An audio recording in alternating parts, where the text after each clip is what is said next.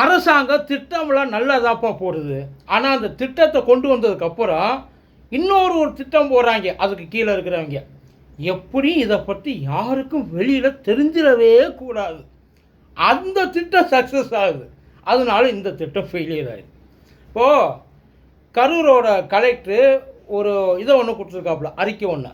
என்னென்னா, பழங்குடியினருக்கும் ஆதி திராவிடருக்கும் இந்த SC ST அந்த இது இருக்கு இல்லையா சமூகத்துக்கு, அதுக்கு அரசாங்கம் 1 கோடி ரூபாய் வரைக்கும் கடன் உதவி கொடுக்குதான்.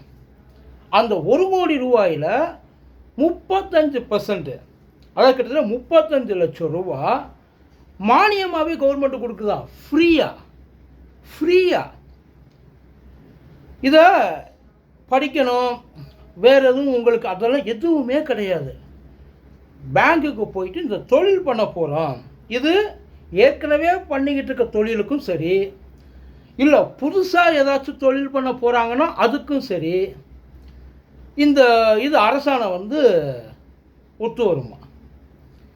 அதுக்கு ஒரே ஒரு இது 18 வயசுலேருந்து 55 வயசு வரைக்கும் இருக்கணும். இதில் இந்த கேட்டகரிக்குள்ளே நீங்கள் ஃபிக்ஸ் ஆகிட்டீங்கன்னா போதும். அதே மாதிரி ஃபேமிலிக்கு ஒருத்தருக்கு உண்டு. ஒருத்தர் அப்ளை பண்ணிட்டு இன்னொருத்தர் அது பண்ண முடியும். இது எப்போ வந்திருக்குன்னு அரசாங்கம் 2023 இதே மே மாதத்தில் வந்திருக்கு. எவனுக்காச்சும் தெரியுமா? இல்லை இந்த திட்டத்தை பற்றி எங்கேயாச்சும் எடுத்து சொல்லியிருக்காங்களா? யாராச்சும் எவ்வளோ பேர் இது தெரியாமல் நாயா பேயா எங்கெங்கே அலைஞ்சிருக்கு. இதில் இன்னொரு முக்கியமான ஒரு விஷயம், எது இருக்குது எது இல்லை. உற்பத்தி, சேவை, வணிகம், வியாபாரம், வேறு எதுவும் இல்லை. நீங்கள் ஒரு ஃபேக்ட்ரி ஓப்பன் பண்ணுறா இருந்தால் ஓப்பன் பண்ணலாம், நீங்கள் ஒரு ட்ரேட் ஆஃபீஸ் வைக்கிறா இருந்தால் வைக்கலாம், சர்வீசஸ் அதுவும் வைக்கலாம்.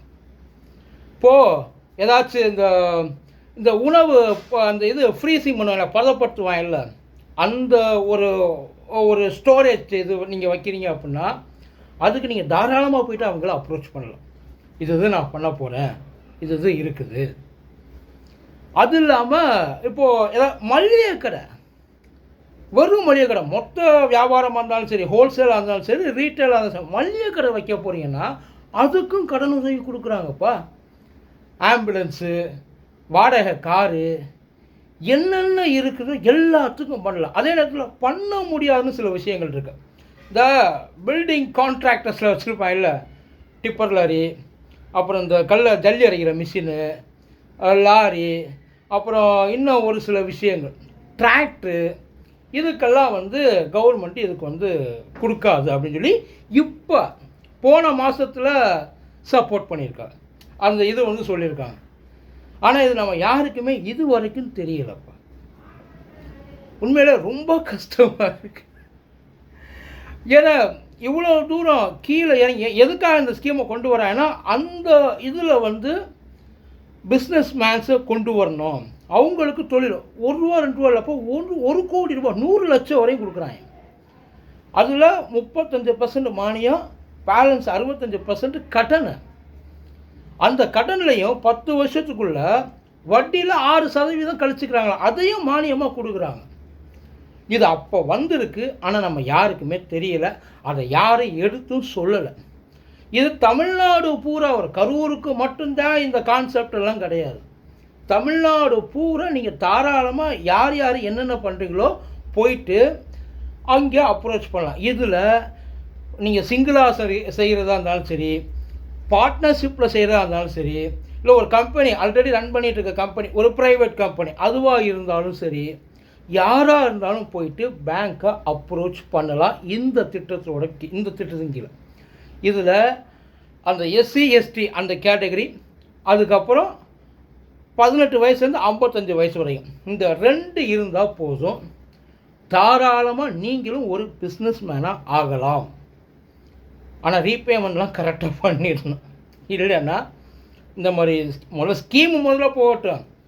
இப்போ நம்ம வெளியில் வாயால் சொல்லிடுறோம் இப்படி ஒரு ஸ்கீம் இருக்குன்னு, அந்த ஸ்கீமுக்கு போய் அதை அப்ளை பண்ணி அதை அவங்க அப்ரூவ் பண்ணி அதுக்கப்புறம் அது நம்ம கைக்கு கிடைக்கிற வரைக்கும் கஷ்டம்தான்.